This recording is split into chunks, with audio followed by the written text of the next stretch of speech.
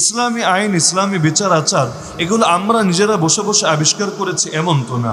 এগুলো রব্বুল আলামিন আমাদেরকে শিখিয়েছেন। তাও কিভাবে? ডাইরেক্ট আমার আপনার কাছে ওহী পাঠিয়েছেন এমনও তো না। জিবরিল আমিন এসে আমাকে আপনাকে অবগত করে গেছেন তাও তো না। বরং এই শানও তো আল্লাহ তার নবীকেই দান করেছেন। আল্লাহ তাআলা নিজে হলেন শরিয়া প্রণেতা, শারে হাকিকি। এমন এক নবীকে বানালেন আমাদের নবী, যেই নবীকেও আমরা বলি শারে মাজাজি, মানে মূল শরিয়ত প্রণেতা তো আল্লাহ, কিন্তু আমাদের নিকটে শরীয়তটা পৌঁছান তো মুহাম্মদুর রাসূলুল্লাহ সাল্লাল্লাহু আলাইহি ওয়াসাল্লাম। তো কোনটা ইসলামী বিচার, কোনটা ইসলামী শাসন, কোনটা ইসলামী আইন, কোনটা ইসলামী কানুন, কোনটা ইসলামী বিধান, কোনটা ইসলামী সংবিধান, এই সব কিছু তো নির্ণীত হবে আল্লাহর রাসূল সাল্লাল্লাহু আলাইহি ওয়াসাল্লামের আদর্শ দিয়ে। তিনি যে কোরআন আমাদের নিকট পৌঁছে গিয়েছেন, তিনি যে হাদিস, যে সুন্নাহ আমাদের মধ্যে রেখে গিয়েছেন, তিনি যে সাহাবীদের আলোকিত প্রজন্মকে আমাদের জন্য ঈমানের মডেল, আমলের মডেল, আখলাকের মডেল, যেটাকে এক শব্দে আমরা বলি মেয়ারে হক বানিয়ে গিয়েছেন, ব্যাস তাদের আলোকে নির্ণীত হবে। এখন যদি এই জামানায় এসে 2 পয়সার কোনো শাসক, 2 পয়সার কোনো প্রশাসক, 2 পয়সার কোনো রাজনীতিবিদ দাঁড়িয়ে বলে না, আল্লাহর রাসূল যেই বিচার দিয়ে গিয়েছেন সেই বিচার মানে না, যে আইন করেছেন সেই আইন মানে না, আমরা নিজেরা বসে বসে আইন বানাবো, নিজেরা বসে বসে বিধান প্রণয়ন করব, নিজেরা বসে বসে কোনটা উত্তম, কোনটা অনুত্তম, কোনটা বৈধ, কোনটা অবৈধ, কোনটা সিদ্ধ, কোনটা নিষিদ্ধ, এগুলোর মূলনীতি প্রণয়ন করব। আমরা এক বাক্যে বলবো, যদি এটাই হয় তোমাদের আদর্শ, তবে কান খুলে শুনে রাখো, তোমরা নামাজ পড়লেও কাফের, রোজা রাখলেও কাফের, হজ করলেও কাফের, যাকাত করলেও কাফের। কারণ ইসলামের একটা বিধানকে যারা প্রত্যাখ্যান করে, আল্লাহর নবীর একটা শানকে যারা অস্বীকার করে, ওরা যত আমলই করুক না কেন, ওরা কাফের কাফের কাফের।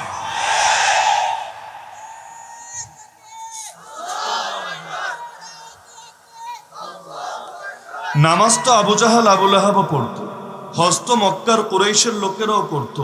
হ্যাঁ, কেউ ল্যাংটা হয়ে করতো, কেউ কাপড় পরে করতো। তো ল্যাংটা হয়ে মেশিন গান ঝুলিয়ে ঝুলিয়ে করুক, আর কাপড় পরে একেবারে এলিট, সুন্দর, ভদ্র, সভ্য মানুষ সেজেই করুক, যেভাবেই করুক, কাজ তো করতো। দান সৎকা করতো না এমনও না, আবার সিয়াম সাধনা মানে ইতিহাসে কখনো তারা রোজা রাখতো না বিষয়টা তাও না। তো টুকটাক আমল তো তারাও করতো। এমনকি আমল নিয়ে তো রাসূলের সাথে তাদের মূল দ্বন্দ্ব ছিলই না।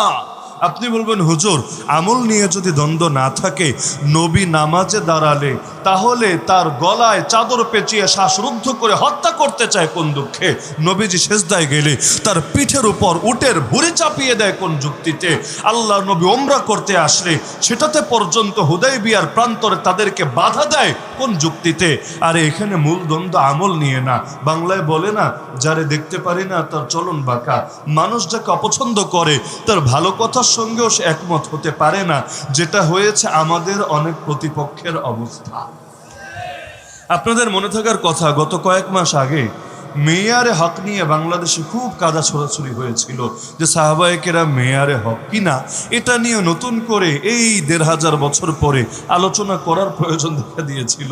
তো যেই সময় এটা নিয়ে আলোচনা উঠলো, আমার সেই আলোচনাগুলো ওই সময় যারা ফলো করেছেন দেখার কথা। আমি সেই লাইভ বার্তার মধ্যেও বলেছিলাম যে আগে বোঝো মেয়ারে হক বলতে আমরা কি বুঝাই।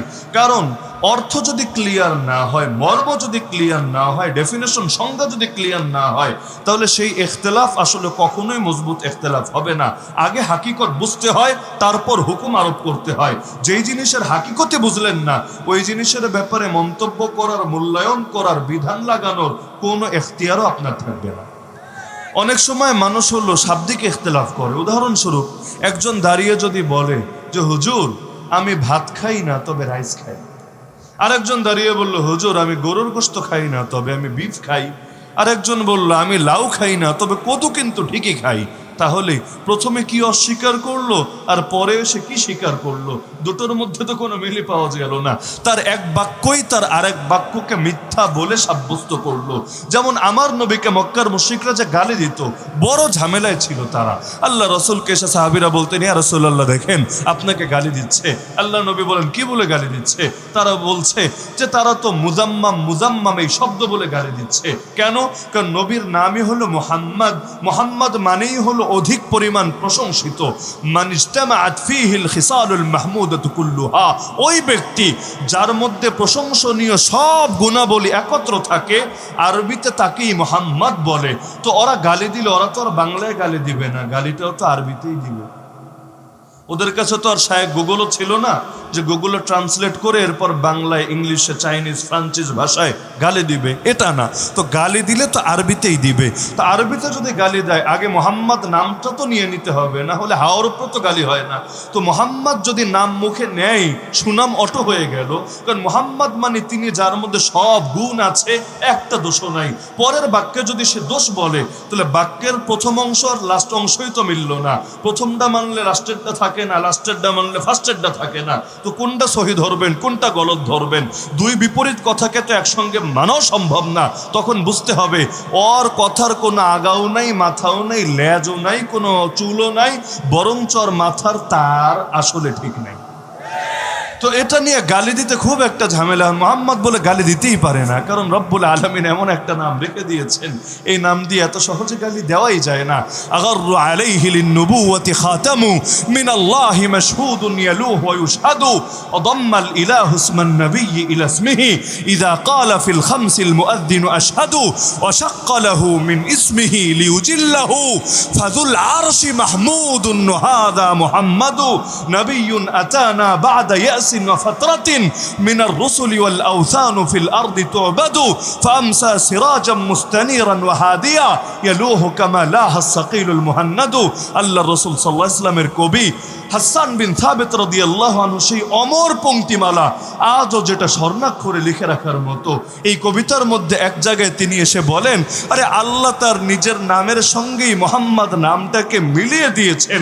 এজন্য দেখো না, মুয়াজ্জিন যখন আল্লাহর নাম নেয়, এর পরে পরেই তাকে মোহাম্মদ নামটাও নিতে হয়। এমনকি নামাজই দেখেন না, নামাজের মধ্যে আত-তাহিয়াতু লিল্লাহি ওয়াস সালাওয়াতু ওয়াত তাইয়্যিবাত বলে আল্লাহর প্রশংসা করি, এরপরে আল্লাহুম্মা সাল্লি আলা মুহাম্মদ ওয়া আলা আলি মুহাম্মদ এটা বলে নবীর শানে প্রশংসা করি।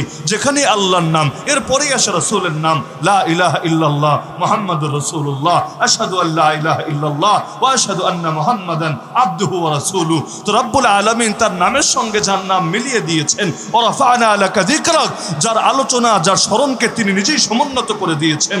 পৃথিবীর কার ক্ষমতা আছে সেই নামকে কলঙ্কিত করবে? পৃথিবীর কার ক্ষমতা আছে সেই মানুষের মুখে চুনকালি লাগাবে? এর পরের অংশে এসে তিনি বলেন, আরে আল্লাহ নিজেই মোহাম্মদ নামটা চয়ন করেছেন নিজের নাম থেকে। কিভাবে? তিনি ব্যাখ্যা দিচ্ছেন, ফাযুল আরশি মাহমুদুন ওয়া হাযা মুহাম্মাদু, আরশের মালিক রব আমার, তিনি হলেন মাহমুদ মানে প্রশংসিত। যেই নবীকে বানালেন আমাদের নবী, তার নামও রেখে দিলেন মোহাম্মদ। যদিও মোহাম্মদ শব্দটা আরবি, কিন্তু আল্লাহর নবীর পূর্বে আরবেও ইতিপূর্বে কখনো কারো নাম মোহাম্মদ রাখা হয় নাই, কারো মাথায় আসে নাই। বলবেন হুজুর এরকম একটা নাম মাথায় আসবে না কেন? ওরা কি হামিদা আহমদু এই শব্দের সাথে পরিচিত ছিল না? অবশ্যই ছিল, তাদের বিভিন্ন কবিতার মধ্যে এর পক্ষে প্রমাণ আছে। তো যদি এই শব্দের সঙ্গে পরিচিত থাকে, নামটা কোনোদিন কারো মাথায় আসলো না, এটা হলো কিভাবে? জব সিম্পল, এই মাথার নিয়ন্ত্রণ বান্দার হাতে না, এই মাথার নিয়ন্ত্রণ কার হাতে? তো রব যদি আদেশ করে দেন, তাহলে মাথার কোনো ক্ষমতা নাই রবের ইচ্ছার বাইরে গিয়ে কোনো কিছু নিজের মতো করে আবিষ্কার করবে। আরে আজকে এই সমস্ত দুই পয়সার নাস্তিকরা সব ক্রেডিট দেয় বিজ্ঞানকে, সব ক্রেডিট দেয় টেকনোলজিকে, সব ক্রেডিট দেয় বড় বড় বিজ্ঞানী আর প্রযুক্তিবিদদেরকে। অথচ ওরা জানে না, সব ক্রেডিট যদি কাউকে দেওয়ার মতো থাকে, একজনই আছে, আলহামদুলিল্লাহি রাব্বিল আলামিন। সমস্ত প্রশংসা, সমস্ত ক্রেডিট, সমস্ত কৃতিত্ব আল্লাহর। আরে বিজ্ঞানের কোনো কৃতিত্ব নাই, কৃতিত্ব আল্লাহর। বিজ্ঞানী তো জাহেরি ওসিলা মাত্র। ওর আগেও তো দুনিয়াতে বহু বিজ্ঞানী এসেছে, কারো মাথায় আসলো না কেন? ওর মাথায় আসলো কিভাবে? কারণ আগের কারো ব্যাপারে রবের ফয়সালা হয় নাই, ওর ব্যাপারে রবের ফয়সালা হয়েছে। তো কৃতিত্ব তো আল্লাহর। আরে সে তো বাহ্যিক ওসিলা মাত্র। তো ওসিলার প্রশংসা করবা আর হাকিকতের প্রশংসা করবা না, এটাকে ভণ্ডামি ছাড়া আর কিছু বলে না। বিজ্ঞানের মাথায় বুদ্ধি দিল কে? আরে বিজ্ঞানের মাথাটা দিল কে? ওই মাথার মধ্যে আকলটা দিল কে? ওই আকলের মধ্যে বুদ্ধিটা ঢিল কে? এরপর যেই জিনিসকে দিয়ে আবিষ্কার করেছে, ওই উপাদানগুলো বানালো কে?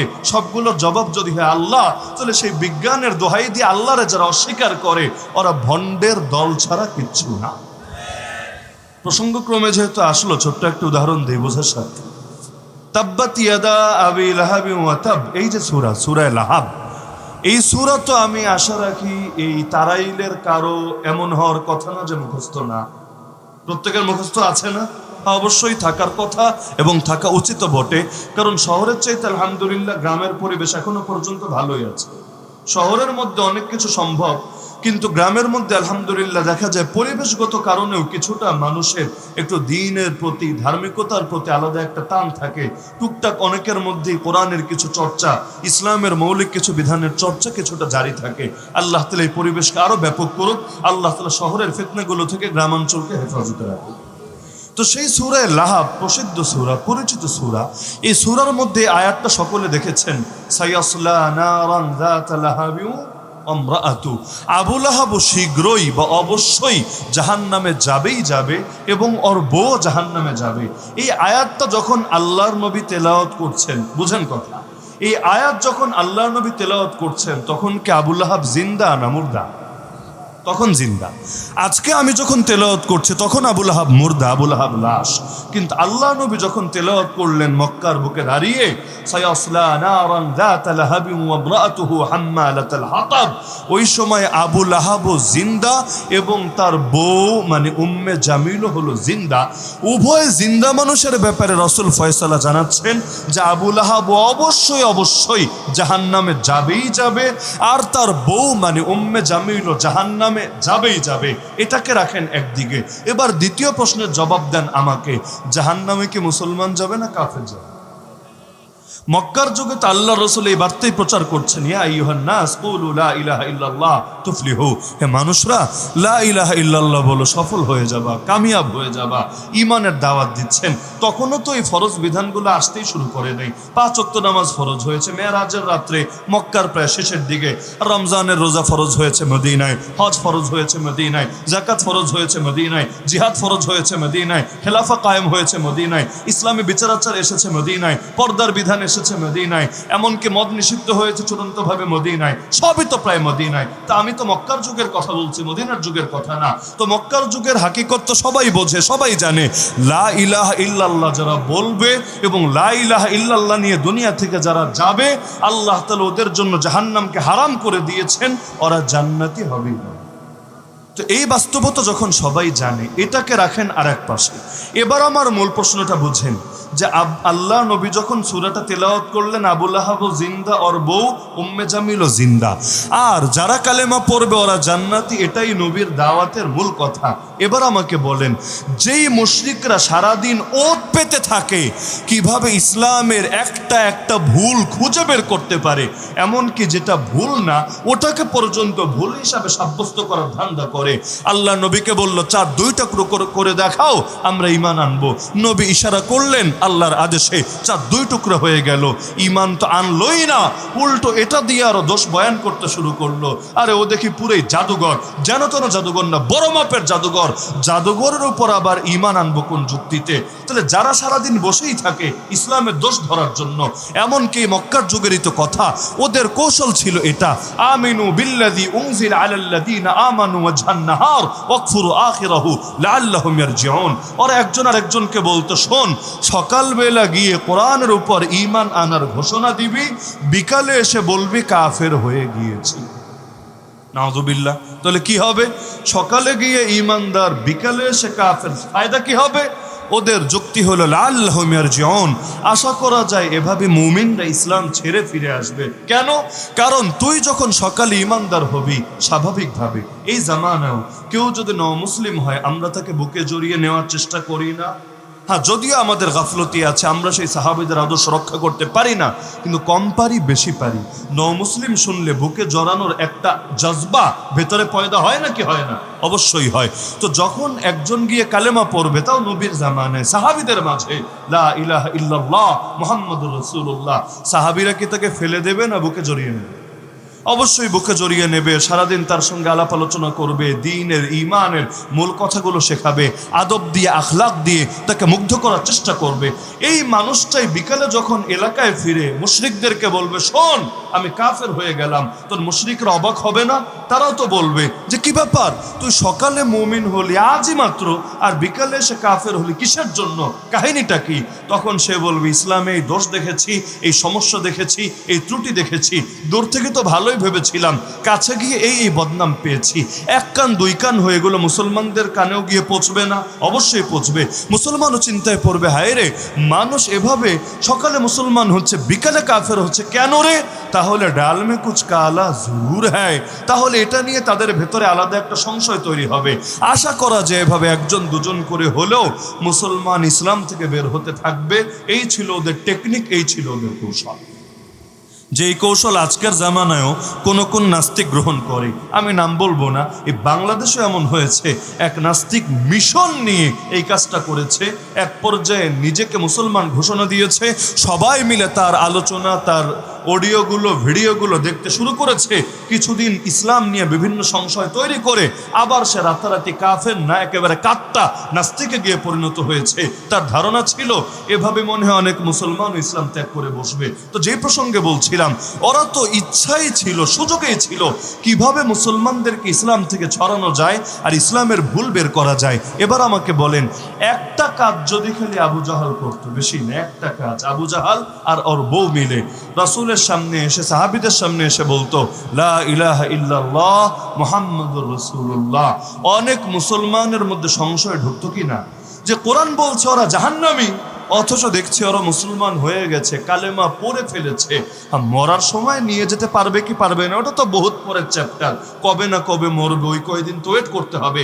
কিন্তু একটা না একটা সংশয় অন্তরে তৈরি হতো কিনা যে কিরে, কোরআন বলে ও জাহান্নামী, কিন্তু দেখতে পাচ্ছি ও ঈমান এনেছে, নবীর সঙ্গে একসাথে মসজিদে বসছে, নামাজ পড়ছে, রোজা রাখছে, ব্যাপারটা কি? তাহলে অনেকের ভেতরে সংশয় ঢোকার আশঙ্কা ছিল কিনা? অবশ্যই ছিল।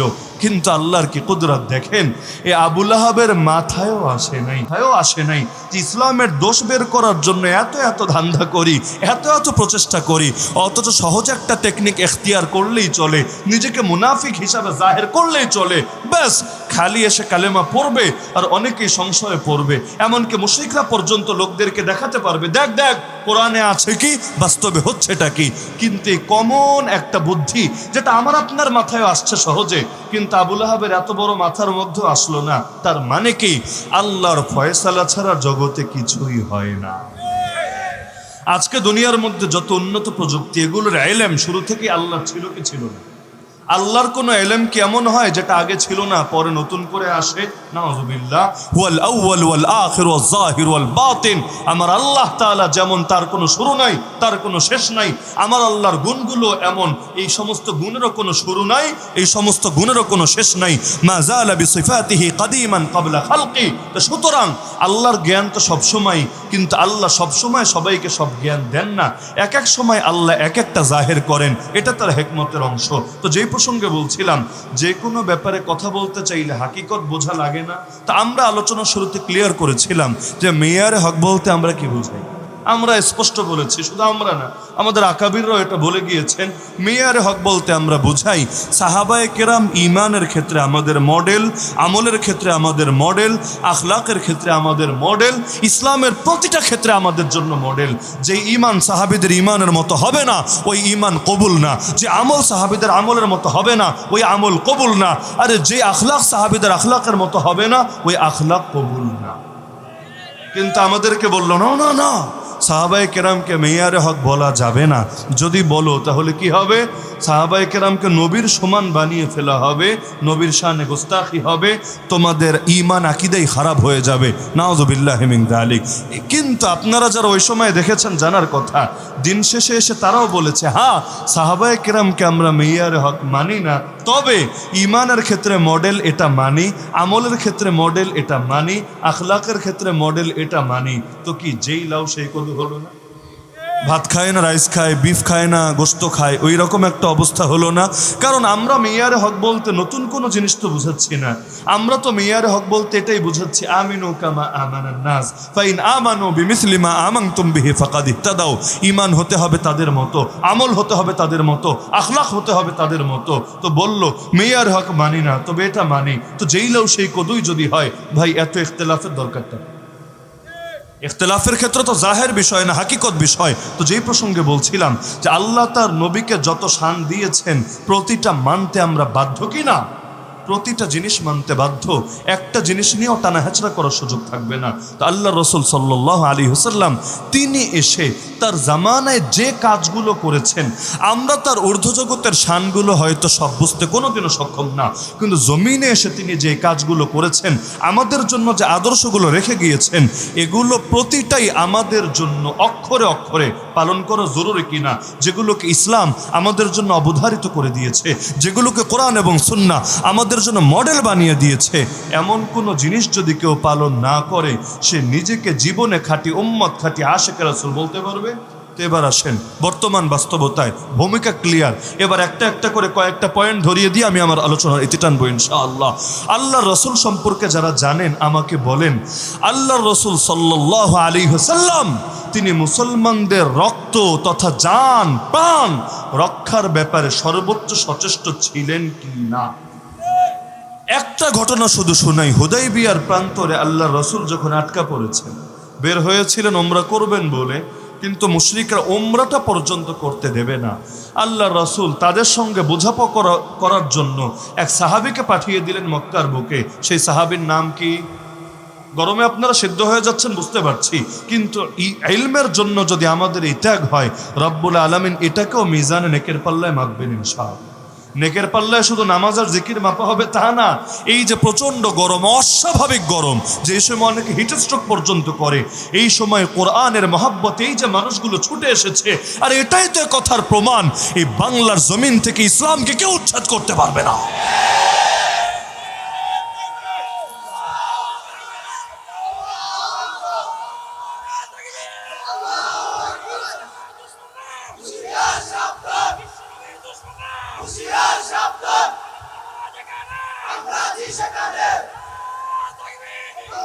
এখানে যে হাজার হাজার জনতা একত্রিত হয়েছে, আমরা কাউকে একটা পয়সাও তো দেব না, উল্টো পারলে তাদেরকে দাওয়াত দেব, ভাই তোমরাও এই খেদমতে শরীক হয়ে যাও। এখানে যারা এসেছে, আমরা হাতে প্যাকেট দিয়ে দিয়ে তো খাবারের মেহমানদারিও করতে পারছি না, উপরন্তু বাংলাদেশের মধ্যে মাহফিলগুলো জমে তো রাতে, অথচ এখন প্রচণ্ড ভর দুপুর, তবুও মানুষকে জায়গা দেওয়া যাচ্ছে না। যেই পরিমাণ বসে আছে, এর তুলনায় যারা দাঁড়িয়ে আছে তাদের সংখ্যাটা কম না। এই যে মহাব্বত, এটা কার জন্য? আরে নাস্তিকরা যেখানে টাকা দিয়ে, বিরিয়ানির প্যাকেট দিয়ে, মোটরসাইকেলের তেল দিয়ে পর্যন্ত লোক এনে হাজির করতে পারে না, এমনকি রাজনীতিবিদরা পর্যন্ত এই বাস্তবতা বোঝে। এজন্য দেখেন না, রাজনৈতিক বয়ান দেওয়ার জন্য মাহফিলের প্যান্ডেলে এসে হাজির হয় যে প্রধান অতিথি সাহেব, আপনি 5টা মিনিট পরে বয়ান দেন, আমাকে 2টা ভোট চাওয়ার সুযোগ করে দেন। কেন রে, ভোট চাবি তুই আলাদা প্যান্ডেল করে আলাদা লোক জমা না? বলে না হুজুর, যত বড় প্যান্ডেল বানাই না কেন, কয়েকটা দলান্ধ ছাড়া কেউই তো আসবে না, আনতে চাইলে বড় বড় বিরিয়ানির প্যাকেট দিতে হবে, মাগনা মাগনা কেউই তো কথা শুনতে রাজি না। যদি বলে ঠিক আছে আমার বয়ানের পরে দোয়া করে আমি চলে যাব, এরপর সারা রাত বলতে মনে চাইলে বলেন, কোনো সমস্যা নাই। না হুজুর, এতেও হবে না, আমরা তো পাবলিকের ধোকা দিয়ে বোকা বানাবো, আপনার সাইনবোর্ড বানায়া বসায় রাইখা 2টা-4টা কথা বলবো, তাহলে না লোকে শুনবে। আপনি ওয়াখিরু দাওয়ানা বলে দিলে, এরপর আমি মাইকে নিয়ে 1 মিনিট বলতে চাইলেও পাবলিক শুনবে না, সবাই ভাগবে। এগুলোর মানে কি? ওই নাস্তিকরা, বেঈমানরা শুধু দরজা জানালা বন্ধ করে ঘরে বসে বসে ভাবে দেশটা মনে হয় মগের মূল্যক হয়ে গিয়েছে, সব মনে হয় ওদের পক্ষেই চলে গিয়েছে, কিন্তু ওরা জানে না যেই মাটির শিকড়ে শিকড়ে পরতে পরতে ইসলাম মিশে আছে, শুধু কিছু মিডিয়ার চ্যানেল দিয়ে, শুধু কিছু হলুদ মিডিয়ার প্রপাগান্ডা দিয়ে, শুধু কিছু অনলাইন অ্যাক্টিভিস্টকে দিয়ে, আর শুধু কিছু জুলুম নির্যাতন করে ওরা কোশ্চিনকালেও পারবে না এই দেশের মানুষের অন্তর থেকে ইসলামের জাগরণের মহব্বত কেড়ে নিতে।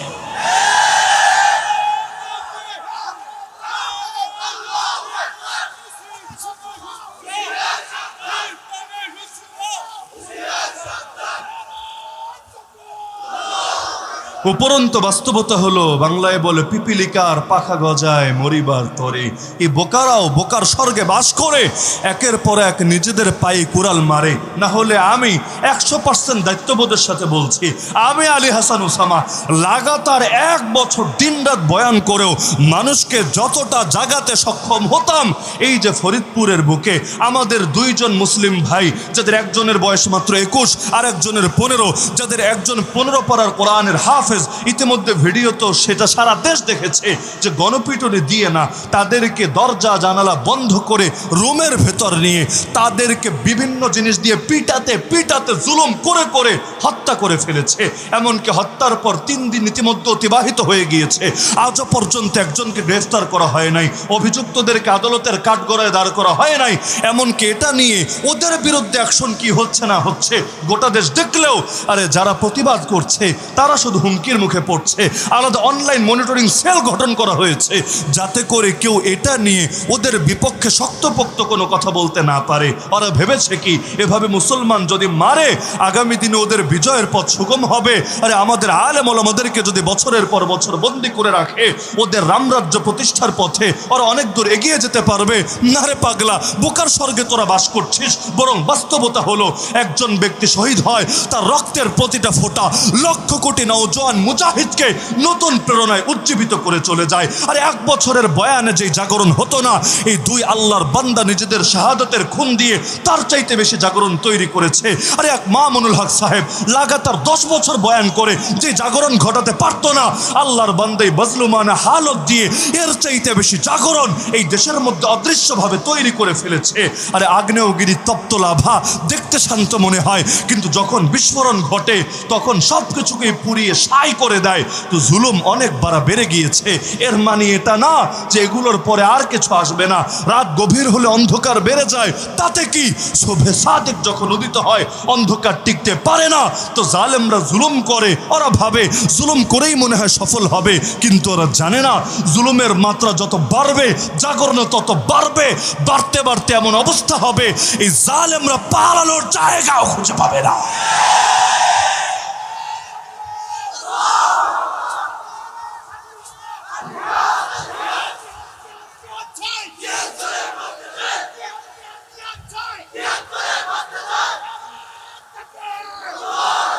আজ সারা দুনিয়া দেখছে, দুনিয়ার মধ্যে সবচাইতে বেশি ধর্মের নামে জুলুম করছে ইহুদিরা, ধর্মের নামে সন্ত্রাস করছে ইহুদিরা, মানে যেটাকে ওদের ভাষায় জঙ্গিবাদ বলে আর কি। দুনিয়ায় সবচাইতে বড় জঙ্গি গোষ্ঠীর নাম হলো এই ইহুদিবাদী ইসরায়েল, কিন্তু ওদেরকে কেউই জঙ্গি বলছে না। তারপরও সারা দুনিয়ায় জুলুম চাপিয়ে রেখেছে। দেখতে মনে হচ্ছে মুসলমান কোন ঠাসা হয়ে গেছে, দেয়ালে পিঠ থেকে গেছে, পায়ের তলায় মাটি নাই। আরে তাতে কি হয়েছে? এগুলো যত করবে লস তো ওদেরই হবে। না হলে হাদিসকে মিলান, বাস্তবতাকে মিলান। বাস্তবে মনে হচ্ছে 2 দিন পর মনে আমাদের নাম নিশানাই থাকবে না, অথচ হাদিস বলছে ওরা লুকাতে গিয়ে পাহাড়ের পেছনে, পাথরের পেছনে, গাছের পেছনে লুকিয়েও সুবিধা করতে পারবে না। পাথর পাহাড় গাছও ওদেরকে ধরিয়ে দিবে মুসলমানদের হাতে। তার মানে পিপিলিকার পাখা আসলেই গজিয়েছে মরিবার তলে। তো সুতরাং যে প্রসঙ্গে বলছিলাম যে আল্লাহ রসুল সাল্লাল্লাহু আলাইহি সাল্লাম সাহাবী ওসমান যুন নূরাইন রাদিয়াল্লাহু আনহুকে পাঠালেন মক্কার বুকে, যাও একটু আলাপ আলোচনা করে আসো যে আমরা যুদ্ধ করতে আসি নাই, সঙ্গে যুদ্ধাস্ত্র নাই, আমরা এখানে এসেছি ওমরা করব বলে। বেশি না, জাস্ট 3টা দিন থাকবো, 4র্থ দিন চলে যাব। আমাদের দ্বারা তোমাদের কোনো ক্ষয়ক্ষতি হবে না।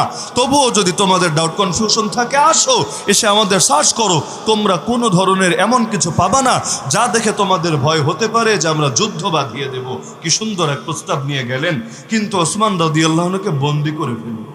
চারদিকে গুজব ছড়িয়ে দেওয়া হলো ওসমানকে শহীদ করে দেওয়া হয়েছে। এই গুজবগুলো অনেক সময় ছড়ানো হয় ভাট্টিপ দিয়ে দেখার জন্য। আমাদেরকেও দেখেন না বিভিন্নভাবে। আমার দৃষ্টি বলে বাংলাদেশের মুসলমানদের সামনে বিরাট বড় একটা ফাঁদ পেতে রেখেছে। ফাঁদ খালি ওরা চাচ্ছে কোনো মূল্যে পা দেওয়ানো যায় কি না, যদি দেয় মাকসাদ সফল হয়ে যায়। না হলে রাতারাতি সব কিছু এমনভাবে কেন চেঞ্জ হয়ে যাচ্ছে? এই যে শ্মশান পূজার মধ্যে, এটা তো আর আমার কোনো গুজব না, বরঞ্চ এটা তো জাতীয় মিডিয়াগুলোতে রিপোর্ট হয়েছে। শ্মশান পূজার মধ্যে বড় বড় দানি শোডাউন দেওয়া, মিছিল করা, এটা কবে তাদের ধর্মের অংশ ছিল রে ভাই? আমি একাধিক সনাতনী ধর্মাবলম্বীর সঙ্গে কথা বলেছি, তারাও বলেছে হুজুর আমরা আমাদের জীবনে এই শ্মশান পূজায় এভাবে বড় বড় দা ব্যবহার করতে দেখি নাই। ওরাই যদি ওদের জন্মে না দেখে তার মানে এটা ধর্মের কোনো অংশ না। আর আমাদের তো ধর্মের অংশ যেমন গরু জবাই করা, কিন্তু কোরবানি কোরবানির দিন কেউ যদি গরু জবাইয়ের এই দৃশ্যটা অথবা হাতে ছুরি নিয়ে যদি ফেসবুকে ছবি আপলোড করে, কত বেশি চাপে তাকে পড়ে যেতে হয়। হয়তো অখ্যাত অজ্ঞাত হলে কেউ দেখেই নাই, কেউ কিছু বলেও নাই, কিন্তু জাতীয় পর্যায়ের কোনো ব্যক্তি যদি হয়, যেমন জাতীয় টিমের এক খেলোয়াড় একবার সেই ছুরি সহ ছবি দিল ফেসবুকে, কিন্তু এই সুশীল রায় কথিত বেঈমান নাস্তিকরা এমন চাপ প্রেশার ক্রিয়েট করলো, অবশেষে বাধ্য হলো ছবিটা মুছে দেওয়ার জন্য। সেখানে দেখা যাচ্ছে জাতীয় মিডিয়া স্পষ্টভাবে নিউজ করছে, লুকিয়ে চুকিয়ে না, ওরা এভাবে দা নিয়ে নিয়ে শোডাউন দিচ্ছে। এমনকি ওদের নেতা আমি নাম নিয়ে নিয়ে বলতে পারবো, নাম যেহেতু মুখ্য না, বিষয়টা মুখ্য। একসাথে তিনজন মিলে টক শোতে বসেছে, এখন পরামর্শ দিচ্ছে একজন আরেকজনকে। একজন বলছে আমাদের যত যুবক ছেলে আছে ওদেরকে সুগঠিত করতে হবে, সুসংহত করতে হবে। যদি এমন হয় প্রতিটা ছেলের হাতে আমরা 4 ফিট এক একটা রামদা ধরিয়ে দিয়ে রাখি, এভাবে যদি এক গ্রামে 500 ছেলে থাকে, একেবারে নাম নিয়ে বলছে, মামুনুল হক দূরের কথা, আইসিসও যদি এসে হাজির হয় কিচ্ছু করতে পারবে না, আমরা সবাই একেবারে কচুকাটা করে দেব। দ্বিতীয় আরেকজন বলছে, কেন আমাদের যে মহিলাগুলো আছে, মহিলাগুলো যদি এই কাজটা করে, ওদের বাসায় যে দা আছে, বটি আছে, এগুলো নিয়ে নামে আর কয়েকটা মুসলমান মৌলবী মৌলবাদীর হাত আর পা কেটে যদি ধরিয়ে দেয়, বাকিগুলো এমনি তো লেজ গুটিয়ে পালাবে। আর মূল যে নেতা, পুরো বাংলাদেশের ওদের কেন্দ্রীয়তম একজন নেতা, সে বলছে, কেন আমাদের ত্রিশূল আছে না, ত্রিশূল তো চেনেন আপনারা, ওই ত্রিশূলটা নিয়ে কয়েকটা মোল্লার পেটে ঢুকাইয়া দিলেই তো কেচ্ছা খতম, বাকিগুলো তো এমনি দৌড়ে পালাবে। আমি অবাক হয়ে গেলাম, এগুলো যদি দরজা জানালা লাগিয়ে মিটিং করতে একটা ব্যাপার ছিল, অনলাইনে ভার্চুয়াল প্ল্যাটফর্মে গোটা দেশকে দেখিয়ে দেখিয়ে এই কথাগুলো বলার দুঃসাহস কখন করে? তার মানে আড়ালে যে কি হচ্ছে আল্লাহ ভালো জানে। তাহলে আমার কেন যেন মনে হয় যে এগুলো করে করে করে, যদিও সংখ্যায় বড় কম, কিন্তু সংখ্যায় কম হলে কি হবে, শক্তি তো বেশি। যার শক্তি বেশি সেই তো মূল, যার শক্তি কম সে সংখ্যায় যত বেশি হোক কিচ্ছু করার নাই। যেমন ধরেন ফেরাউন, ফেরাউন তো একটা ব্যক্তি মাত্র, একটা ব্যক্তি মাত্র। ফেরাউনের রাষ্ট্রের মানে সেই মিশরের সবাই যে তার প্রতি ভক্ত ছিল বিষয়টা কিন্তু এমন না। একটা উদাহরণ দিলে বুঝবেন, যেই বছর নবী মূসার জন্ম হওয়ার কথা, ওই বছর যত পুত্র সন্তান জন্ম হয়েছে সবাইকে ধরে ধরে ফেরাউনের বাহিনী হত্যা করে নাই? আচ্ছা আমাকে বলেন, একজন মানুষের পুত্র সন্তানকে জন্ম নেওয়া মাত্র যদি ধরে জবাই করে, এই দুঃখ, এই অপমান, এই গ্লানি মরণ পর্যন্ত জীবনে ভুলতে পারবে না? মা পারবে না, বাপ পারবে না, পাড়া প্রতিবেশী পারবে না, আত্মীয় স্বজন পারবে। তো এক বছরে যে হাজার হাজার শিশুকে হত্যা করলো, এই ক্ষোভ কি তাদের ভেতরে ছিল না? আবার যখন মনে চাইতো পুরুষকে মেরে, দেখা যাচ্ছে নারীকে বন্দি করে এনে যৌন দাসীতে পরিণত করেছে, এই অপমান, এই ক্ষোভ তাদের ভেতরে ছিল না? ছিল তো। কিন্তু সংখ্যায় ক্ষুব্ধ জনতা যত বেশি হোক না কেন, পাওয়ার যদি হাতে না থাকে, বুঝেন, পাওয়ার যদি হাতে না থাকে, শুধুমাত্র এই ভেতরের ইমোশন দিয়ে কখনোই সমাজ পরিবর্তন হয় না। যদি হতো মক্কার বুকে সেই শুরুতে ইসলাম কায়েম হয়ে যেত, মদিনা পর্যন্ত যাওয়া লাগতো না। আরে বাস্তবতা হলো, পাওয়ার ছাড়া কখনোই আল্লাহর জমিন, আল্লাহর দ্বীন জিন্দা করা সম্ভব না। যতই ভাবেন যে নিরীহ তরিকায় আমরা মনে হয় ইসলাম কায়েম করে উল্টে ফেলবো, জিন্দেগি তো সম্ভব না। নিরীহ তরিকায় দিল তৈরি করতে পারবেন, জজবা পয়দা করতে পারবেন, টুকটাক আমল করতে পারবেন, লেকিন কাটা দিয়ে কাটা তুলতে হয়। প্রতিষ্ঠিত একটা সিস্টেমকে যদি আপনি উপড়ে ফেলতে চান, তাহলে ভিন্ন আর একটা সিস্টেমকে সেই জায়গায় নিয়ে প্রতিষ্ঠিত করা লাগবে। অন্ধকার যদি দূর করতে চান, একটা কাজই করা লাগবে, সেটার নাম আলো জ্বালানো। আর আলো যদি জ্বালান, অন্ধকার থাকবে না, আপনা আপনি পালাবে। ওয়াকুল জা আল হক ওয়া যাহাকাল বাতিল ইন্নাল বাতিলা কানা যাহুকা। সুতরাং কেউ যদি বলে আমাদের পাওয়ার টাওয়ারের দরকার নাই, আমরা নিরীহ পাবলিক নিরীহভাবেই জীবন কাটিয়ে দিব, এই মানুষগুলো আজও পর্যন্ত ইসলামকে বুঝতে সক্ষম হয় নাই। আল্লাহর জমিন, আল্লাহর দ্বীন এসেছে বিজয়ী ধর্ম হিসাবে, আর ইসলামকে বিজয়ী করতে চাইলে মুসলমানকে বিজয়ী হতে হবেই হবে। আর মুসলমান বিজয়ী হতে চাইলে কুফরি সিস্টেমের টুটি চেপে ধরা ছাড়া কোনো উপায় নেই। এই যে সমাজের মধ্যে আমরা দাওয়াত বেশি দিচ্ছি, বাস্তবে বেশি দিচ্ছি, আমাদের তুলনায় ওদের দায়ী কয়জন? মানে যেই পরিমাণ দায় বুঝেন তো, যারা দাওয়াত দেয় মুসলমানদের আছে, এই পরিমাণ দায় হিন্দুদের আছে, এই পরিমাণ দায় খ্রিস্টানদের আছে, এই পরিমাণ দায় নাস্তিকদের আছে? নাই, কারোই নাই। কিন্তু দেখেন, দিন শেষে আমরা কোন অবস্থানে আছি, ওরা কোন অবস্থানে আছে। লোক কম, কিন্তু দেখা যাচ্ছে কথাগুলো বেশি ছড়াতে পারছে। লোক কম, কিন্তু জাগরণ বেশি ঘটাতে পারছে। লোক কম, কিন্তু ধান্দাবাজি বেশি করতে সক্ষম হচ্ছে। কিভাবে? কারণ ওদের পেছনে পাওয়ার আছে, আমাদের পেছনে পাওয়ার নাই। জমিন এই কথা বাস্তব। ইসলাম তরবারির জোরে মুসলমানকে মুসলমান বানায় নাই। মানে গোটা দুনিয়ায় আজকে যে 200 কোটি মুসলমান, গলায় তরবারি রেখে রেখে তাদেরকে কালেমা পড়ায় নাই। কিন্তু এর চাইতে আরো বেশি বাস্তব হলো, ইসলামী শাসন যে গোটা দুনিয়ায় ছড়িয়েছিল, তরবারির বরকতি ছড়িয়েছিল, তরবারির বদৌলতে ছড়িয়েছিল। একমাত্র মদিনা সেটা তরবারি ব্যবহার ছাড়াই বিজয় হয়েছিল। কিন্তু এরপর যা কিছু বিজয় হয়েছে, তরবারি ছাড়া কোনটা বিজয় হয়েছে? এমনকি মক্কা যে বিজয় হলো, তায়েফ যে বিজয় হলো, তরবারি লাগে নাই। আল্লাহ নবী যুদ্ধ করতে বের হন নাই। গাজওয়ায়ে ফাতহে মক্কা নামে সেটা ইতিহাসে লেখা নাই। যদিও যুদ্ধ করার সাহস প্রতিপক্ষের হয় নাই, আগেই সারেন্ডার করেছে। কিন্তু নবী যুদ্ধ করতে যান নাই? অবশ্যই গিয়েছেন। সুতরাং পাওয়ার লাগবে নাকি লাগবে না? আরে লাগবে নাকি লাগবে না? অবশ্যই লাগবে। হ্যাঁ, চূড়ান্ত পাওয়ার যদি নাও পাই, প্রাথমিক পাওয়ার তো আমাদের অবশ্যই লাগবে। প্রাথমিক পাওয়ার কে জানেন? জনমত, জনমত, জনমত। আমরা যে যে সার্কেলের হই, সবাইকে ঐক্যবদ্ধ হতে হবে যে আমাদের বড় বড় মৌলিক যে সমস্যাগুলো আছে, যেটা দলীয় ব্যাপার না, গোষ্ঠীগত ব্যাপার না, মাসলাকি মাশরাবি ব্যাপার না, এগুলো সবাই মিলে মোকাবেলা করতে হবে। আমি কওমি, আপনি আলিয়া, অমুক ভাই তবলিগি, তমুক ভাই সুফি, এই ভাই হানাফি, ওই ভাই শাফি, এই ভাই মালিক, ওই ভাই ধরেন লামাজহাবি, ওই ভাই ধরেন জামাত, এই ভাই চরমনাই, ওই ভাই জমিয়ত, যে যা হোক না কেন, কিন্তু আমাদের মূল সমস্যাগুলো আপাতত সামনে এক। সেটা হলো হিন্দুত্ববাদী আগ্রাসন শুরু হয়েছে, নাস্তিক্যবাদী আগ্রাসন চলছে, আলেম ওলামারা মুসলিম অবস্থায় আছে, এই দেশ থেকে ইসলামকে উচ্ছেদ করার ষড়যন্ত্র হচ্ছে। আরও যে সমস্যাগুলো আছে, এই সমস্যা সবাই ফেস করছে নাকি করছে না? যদি সবাই করে, আরে আমাদের অন্তর্দ্বন্দ্বগুলো থাক না, সেটা আগেও আলোচনা হয়েছে, আগামীতেও হবে।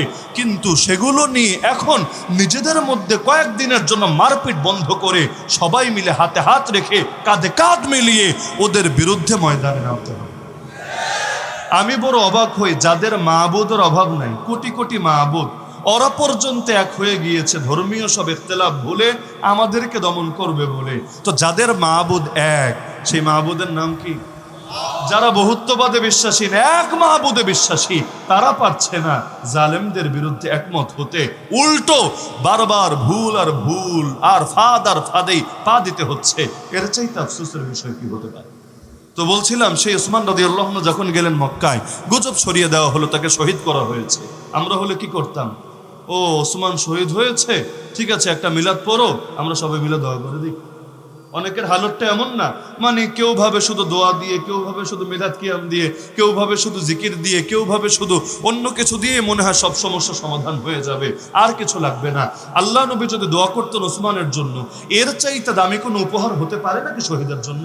আরে নবীর দোয়া, নবীর এক একটা দোয়ার এমন দাম, গোটা দুনিয়া যদি আপনি এর বিনিময় হিসাবে দিয়ে দেন তবুও তো কম হবে। তাহলে দোয়া, আমি এটাকে খাটো করছি না, আর দোয়া হুয়াল ইবাদা, দোয়াই হলো ইবাদতের মূল কথা। তো সুতরাং দোয়া অবশ্যই জরুরি। কিন্তু আল্লাহ নবী প্রথম কাজটা কি করলেন? তিনি কি বললেন, আসো আমরা শুধু কিছু ইসালে সওয়াব করি, আসো আমরা একটু তার জন্য শোক প্রকাশ করি, এগুলো বলেছেন না। নবী বলেছেন, আসো আমরা সকলে জিহাদের বায়াত গ্রহণ করি, শাহাদাতের বায়াত গ্রহণ করি, যে ওসমানের রক্তের বদলা যতক্ষণ নেব না, আমরা কেউ ঘরে ফিরে যাব না। তাহলে এই যে বায়াত, জিহাদের বায়াত, শাহাদাতের বায়াত, কিসের জন্য নিলেন? যুদ্ধ করতে তো বের হন নাই, এসেছিলেন তোমরা করবেন বলে। কিন্তু একজন মাত্র মুসলমানের রক্ত বৃথা যাবে মেনে নিতে পারলেন না। আরে দুনিয়া অবাক হয়ে যায়। এই পশ্চিমা বিশ্বের নাগরিক যারা আছে, ধরেন বাঙালি, কিন্তু ওই সমস্ত দেশে গিয়ে গ্রিন কার্ড পেয়ে গিয়েছে। আমরা কাশিমপুর কারাগারেও দেখেছি, এরকম কোন লোক যদি বাংলাদেশে এসে জেলখানায় পড়ে থাকে, হয়তো 2 বছর 5 বছর ধরে পড়ে আছে, তবুও তার দেশও তাকে ভোলে না, এম্বাসির মাধ্যমে তার খোঁজ খবর রাখে, পয়সাপাতি পৌঁছায়, এমনকি বহুত লাইনে তাকে সাপোর্ট দেয়, যেটা আমরা হয়তো এখানে বসে কল্পনা করতে পারবো না। এমনকি পশ্চিমা বিশ্বের কোন নাগরিকের গায়ে একটা টোকা মেরে দেখেন, খালি টোকা মেরে, ওর দেশ তো আছেই, গোটা পশ্চিমা ব্লক একসঙ্গে হাউকাউ করে উঠবে আপনার বিরুদ্ধে, সব ভেদাভেদ ভুলে যাবে, আপনাকে দমন করবে বলে অবাক হয়ে যায়। দরকার তো ছিল আদর্শ আমাদের হবে, কারণ সমস্ত মুসলমান হলো এক দেহের মতো। একজন মুসলমানের গায়ে আঘাত করা মানে, একজন মুসলমান মুসলমানকে মারা না, বরং গোটা বিশ্বের সমস্ত মুসলমানকে আঘাত করা। আল্লাহর কসম, যেই দুই ভাইকে শহীদ করা হয়েছে ফরিদপুরের বুকে, সেই পঞ্চপল্লীতে, তাদের গায়ের রক্ত আমাদেরই রক্ত, তাদেরকে মারা মানে আমাদেরকেই মারা।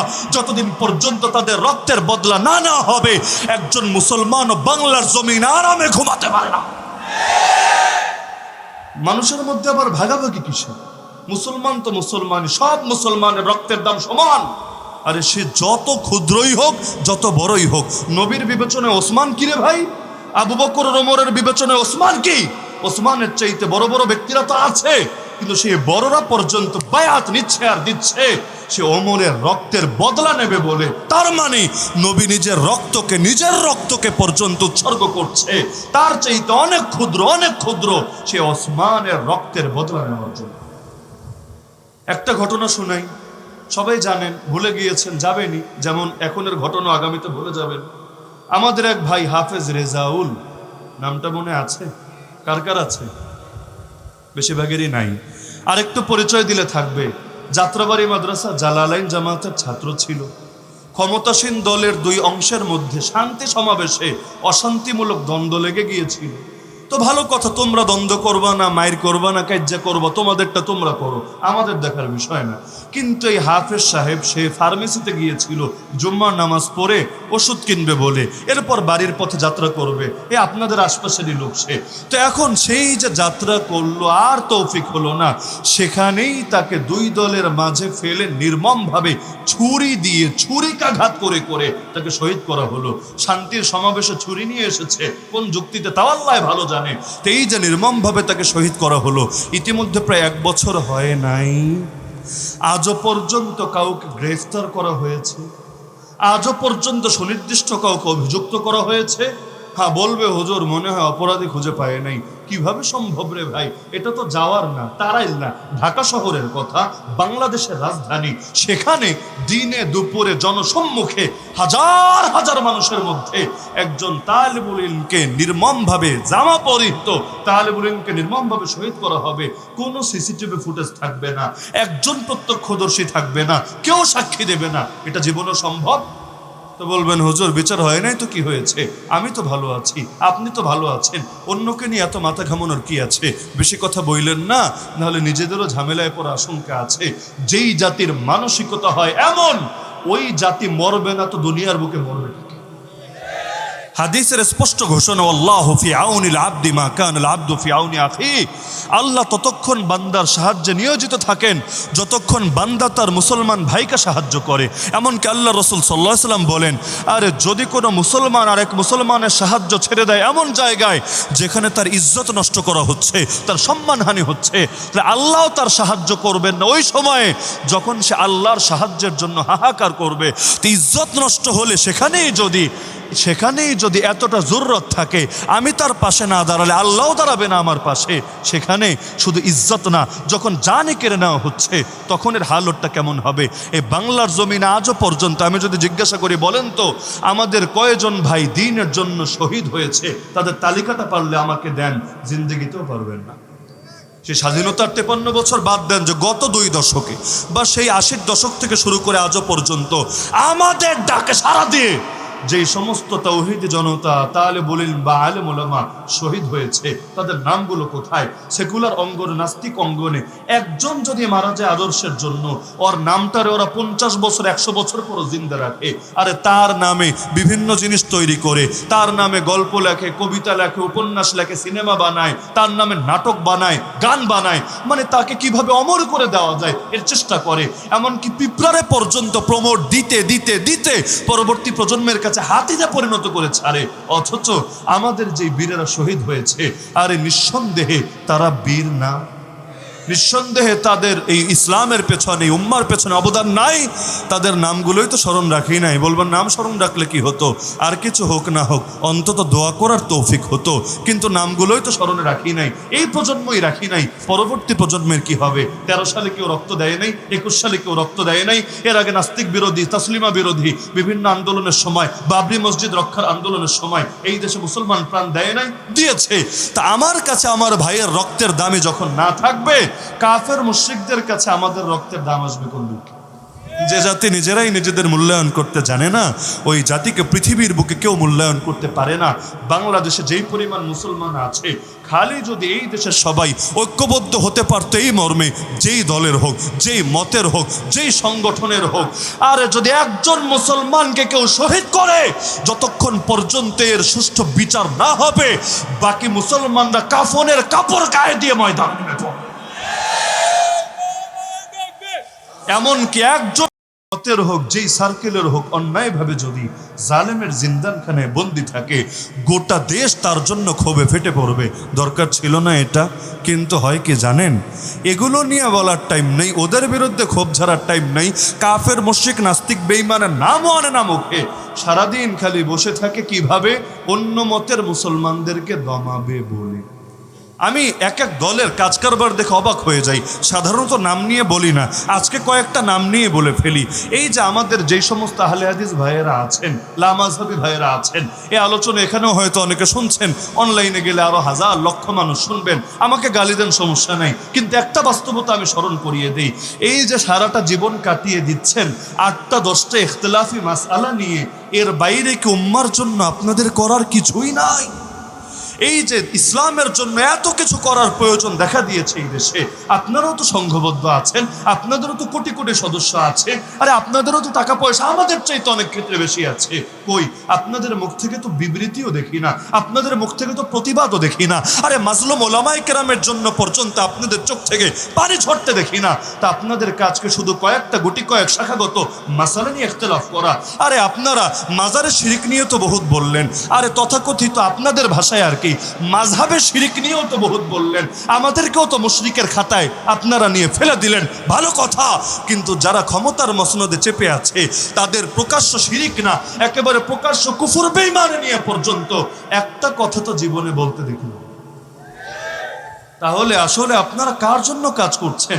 যদি বলেন হক এবং হকানিয়াতের জন্য, হাদিসের অনুসরণে, সুন্নাহর জাগরণে, তো যেই নবীর আদর্শ প্রচার করছেন, ওই নবী উম্মাহকে রক্ষা করার জন্য নিজের রক্ত কোরবান করে দিতে ময়দানে নেমে এসেছেন। কিন্তু আপনাদেরকে তো কখনোই আমরা দেখি নাই, সেই ব্রিটিশ জামানা থেকে আজও পর্যন্ত আপনাদের মূলধারা, হ্যাঁ কিছু বিচ্ছিন্ন কথা আলাদা, আপনাদের মূলধারা কখনো বাতিলের বিরুদ্ধে হুঙ্কার ছুড়েছে। উপরন্তু কোনো আন্দোলনে তাদেরকে আমাদের পাশে পেয়েছেন? 13 আন্দোলন, 21 আন্দোলন, এখন আমাদের ওলামা মুক্তি আন্দোলন, কোন আন্দোলনে পাশে পেয়েছেন? তো ভাই এত কিছু করে কি হবে? গাছের মূল যখন কাটা, আপনি ডালপালা নিয়ে এত পেরেশান হয়ে আছেন, আপনি টেনশনে আছেন, আমি নাভির নিচে হাত বাঁধলাম তাই নামাজ হবে না, নাভির উপরে বাঁধতে হবে। হ্যাঁ, একদল তো আবার বাড়াবাড়ি করে বলে বুকের উপরে। এই সংক্রান্ত একটা সহি হাদিস নেই, একটাও নেই। বুকের উপরে হাত বাঁধার ব্যাপারে কোনো সহি হাদিস নাই। ইখতিলাফ যেটা আছে সেটা হল নাভির নিচে আর নাভির উপরে, নাভির নিচে আর নাভির উপরে। নাভির উপর আর বুক কি এক কথা? তাদের এক সাহেব ব্যাখ্যা দিয়েছে না, নাভির উপর মানেই তো বুক। কেন রে ভাই, আপনার কি পেট নাই? আপনার কি নাভি থেকেই বুক শুরু হয়ে গিয়েছে? তাহলে একটা সেলফি আপলোড দিয়েন ফেসবুকে, গোটা জাতি দেখুক যে আপনাকে স্পেশাল স্ট্রাকচারে গঠন করা হয়েছে। আমাদের তো পেটের 2 অংশ, একটা হলো পেটের নিচের সাইড যেটা নাভির নিচে, আর একটা হলো আমাদের পেটের উপরের সাইড যেটা নাভির উপরে। তো নাভির উপরে যা আছে পুরোটাই বুক। তো আপনার মাথাও কি বুক নাকি? আপনার চোখও কি বুক নাকি? হাস্যকর কথাবার্তা। তো এখন তাও মানলাম তর্কের খাতিরে যে ইখতিলাফ করছেন, হাত নিচে বাঁধছি বলে আমার নামাজ হবে না, উপরে বাঁধতে হবে। কিন্তু আপনি কি দেখেছেন জালেমরা আমার এবং আপনার উভয়ের হাত গোড়া থেকেই কাটতে চলে এসেছে? আগে তো হাত টিকুক, তারপর কোথায় বাঁধবো দেখা যাবে। কেন এক মাযহাবের লোকেরা তো আছে, তারা হাত ছেড়ে দিয়ে নামাজ পড়ে। কাবা শরীফের ভিডিও দেখলে দেখবেন, আর ইমামের পেছনে অনেকে দাঁড়িয়ে আছে একেবারে হাত ছাড়া। কেন? যদি হাত মাথার উপরে দিয়ে নামাজ পড়ে, দুনিয়ার কোন মুফতি বলতে পারবে যে নামাজ হবেই না? সর্বোচ্চ অনুত্তম মাকরু এই টাইপের ফতোয়া আসবে, কিন্তু নামাজ হবেই না এই ফতোয়া কে দিতে পারবে? তা আপনি তো জীবনের 50 বছর কাটিয়ে দিলেন খালি উপর আর নিচ, উপর আর নিচ নিয়ে। কিন্তু যারা আমাদের হাতগুলোই কেটে দিতে চায়, একদিনও তো দেখলাম না তাদের বিরুদ্ধে গর্জে উঠতে।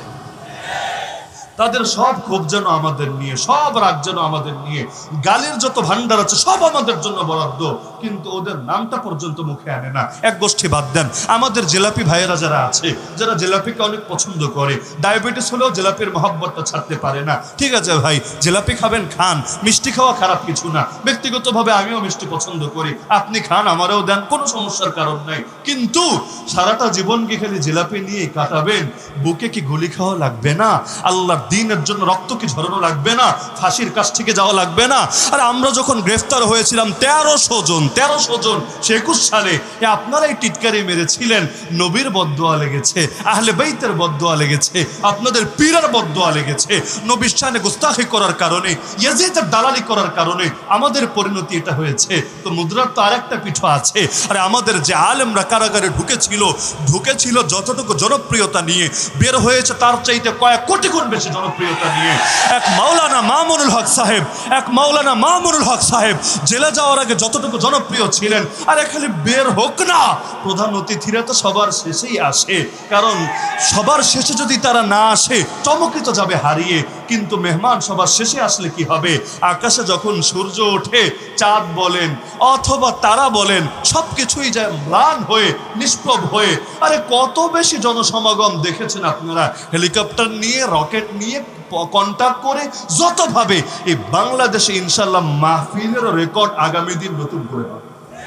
একেবারে 71 থেকে শুরু করে 2024 ইনশাআল্লাহ এমন কোন মাহফিল হয় নাই যে এই মাহফিল আগামী দিনে প্রধান অতিথি আসলে হবে ইনশাআল্লাহ। এক একটা মাহফিল এক একটা ইজতেমায় পরিণত হবে। তো যদি বলেন জেলে গিয়েছে আপনাদের পীরের বদদোয়ার কারণে, জেলে গিয়েছে নবী আর আহলে বাইতের শানে গুস্তাখির কারণে, তা আগামী দিনে যে বাংলাদেশের শীর্ষস্থানীয় ব্যক্তিদের পরিণত হচ্ছে, এটা কিসের কারণে? আবার আমি বড় অবাক হই, তাদের পীররা কি খালি হুজুরদের বিরুদ্ধে বদদোয়া করতে জানে? মানে তাদের বদদোয়া এত পাওয়ার যে খালি হুজুরদের নিয়ে জেলে ঢুকাতে পারে। তবে এই পাওয়ার নাই জালেমের জুলুমের অবসান ঘটাতে পারে, জালেমদের কোমর ভাঙতে পারে, ওদের কোনো ক্ষতি করতে পারে। তার মানে এই বদদোয়া আবার কোন বদদোয়া? এটাকে টেরা বদদোয়া, খালি একদিকেই ছুটতে থাকে নাকি? এটা যে খালি হুজুররা জেলে ঢুকাতে পারে, বেরো আবার করতে পারে না, খালি ঢুকাতেই পারে। কি রে ভাই, ঢোকাঢুকির এত প্রশিক্ষণ আপনারা কোত্থেকে নিলেন? কিভাবে নিলেন রে ভাই?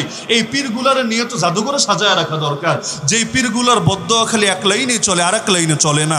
আর পীর খালি বদদোয়াই কেন দেয়? দোয়া করতে পারে না? পীররা তো সবচাইতে বেশি দোয়া করবে, ওরা তো কষ্ট পেলেও নিজেদের বুকে আগলে রাখবে। তো সুতরাং এই ভণ্ডামিগুলো ছাড়েন।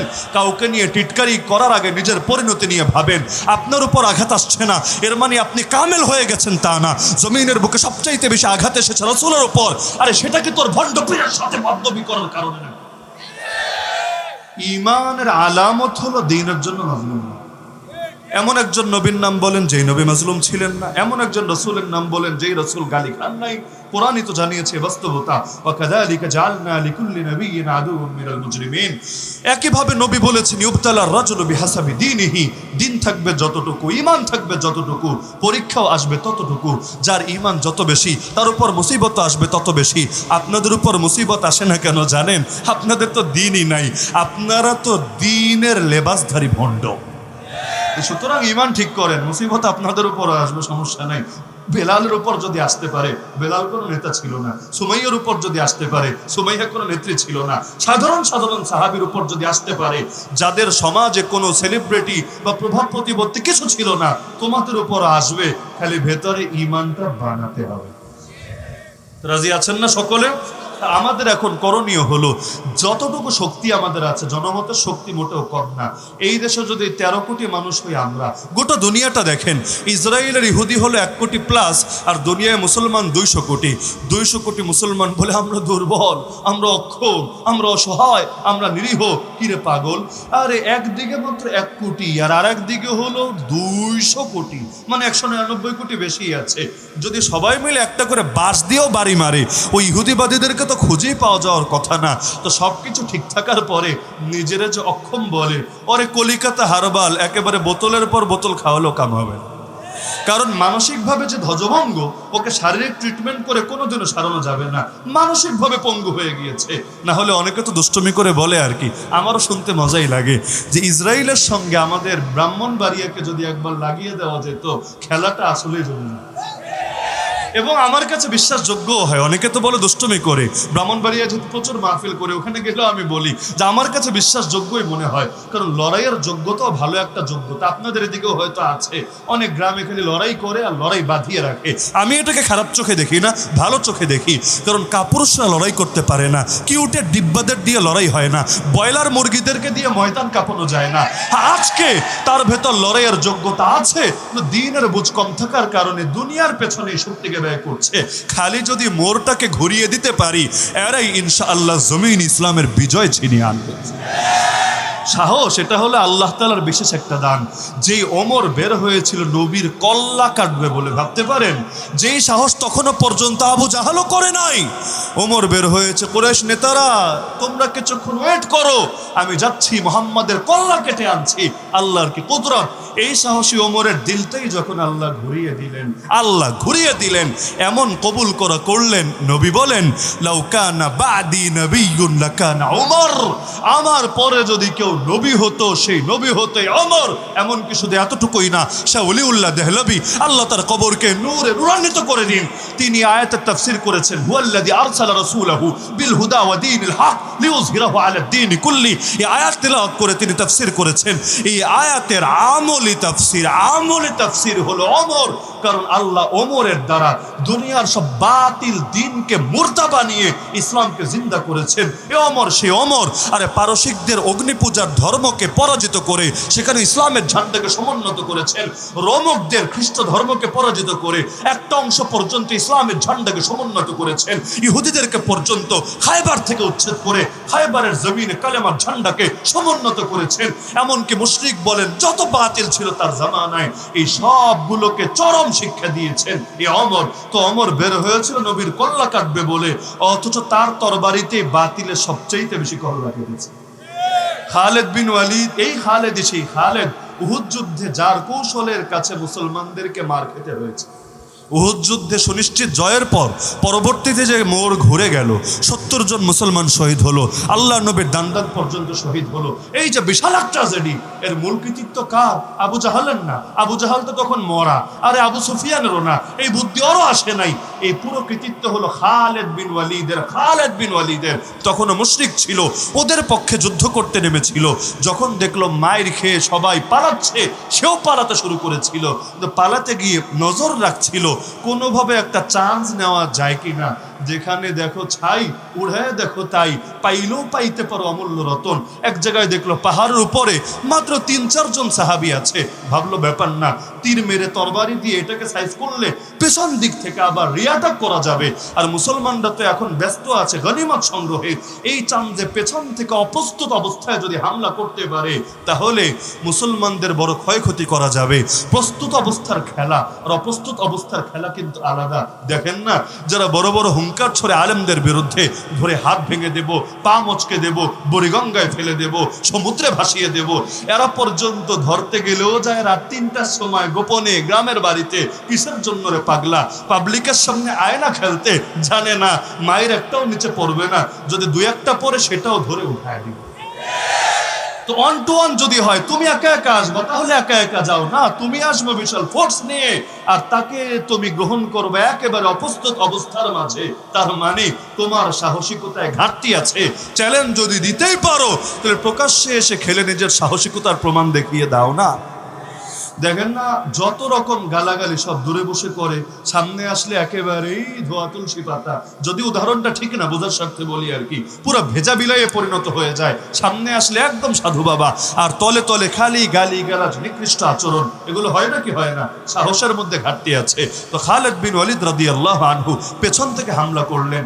এই কাফেররা যেমন আমাদেরকে এখন পেছন থেকে এসে হামলা করছে, এখানে ধরে এই শ্রমিকরা মারছে, ওখানে ধরে এই মজদুরকে মারছে, ওখানে ধরে নারীকে ধর্ষণ করছে। আরে দুনিয়ার কাফেররা এতই যদি তোরা বীর হতে পারিস, তাহলে যোদ্ধাদের সাথে লড়াই কর না। এই ইসরায়েলের ইহুদিবাদীদেরকে দুনিয়ার লোকে মনে করে বড় বীর, আমি মনে করি এগুলো কাপুরুষের চাইতে বড় কাপুরুষ। কারণ ওরা যদি আসলে বীর হতো, হামাসের সাথে ওদের শক্তি কত আছে দেখিয়ে দিত, কিন্তু হামাসের সাথে পারে না, গিয়ে সিভিলিয়ানদেরকে মারে, গিয়ে নারীদেরকে ধর্ষণ করে, গিয়ে শিশুদেরকে, আরে গত 75 বছরে কত হাজার না লক্ষ শিশুকে মেরেছে, ইতিহাস পড়েন। গত 6 মাসে আরে 20-30 হাজার শিশুকে শহীদ করেছে, ইতিহাস পড়েন।